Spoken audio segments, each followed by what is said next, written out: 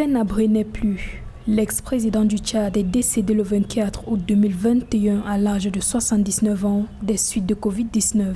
Il était interné dans un hôpital public du Sénégal qui dispose d'un plateau technique de qualité. Selon un communiqué de son épouse, le président du Sénégal, Macky Sall, aurait immédiatement mobilisé les moyens nécessaires pour sa prise en charge. Condamné à Dakar par les chambres extraordinaires africaines pour crimes contre l'humanité, l'ex-président avait pu bénéficier lors de la première vague de Covid-19 d'une sortie de prison de 60 jours accordée par la justice sénégalaise. Notons que Hissène Habré a dirigé le Tchad de juin 1982 à décembre 1990.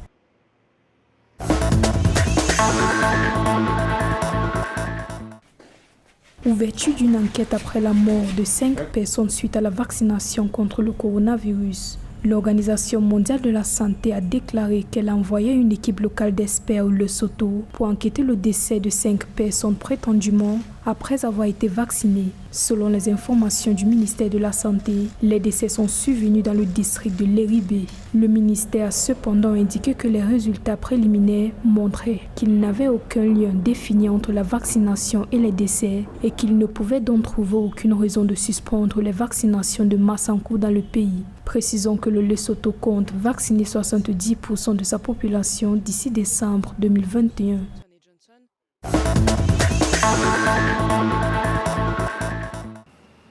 Le Rwanda a débuté le 23 août 2021 la 3e phase de sa campagne de vaccination contre le Covid-19.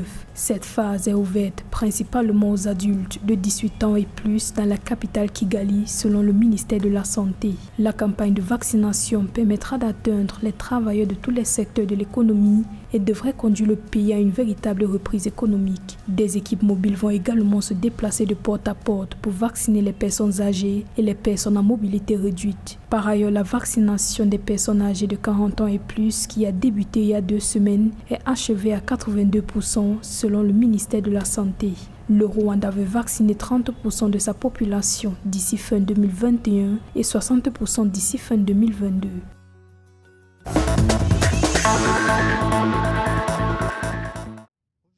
Le Ghana veut offrir un institut de vaccins pour renforcer la lutte contre le Covid-19. Le président Nana Akufo-Addo a en effet effectué une visite de travail en Allemagne le 22 août 2021 en vue de s'entretenir avec les responsables du laboratoire Pfizer-BioNTech. Les responsables ont discuté des modalités d'achat d'une plus grande quantité de vaccins pour le programme de vaccination dans le pays. Alors que le Ghana entend vacciner plus de 20 millions de citoyens, le pays va réceptionner d'ici septembre 2021 plus d'1,2 million de doses des vaccins Pfizer et Moderna. Dans ce pays d'Afrique de l'Ouest, les cas de Covid-19 sont en baisse. Le taux d'infection a chuté de 50% avec 389 nouvelles contaminations en moyenne par jour.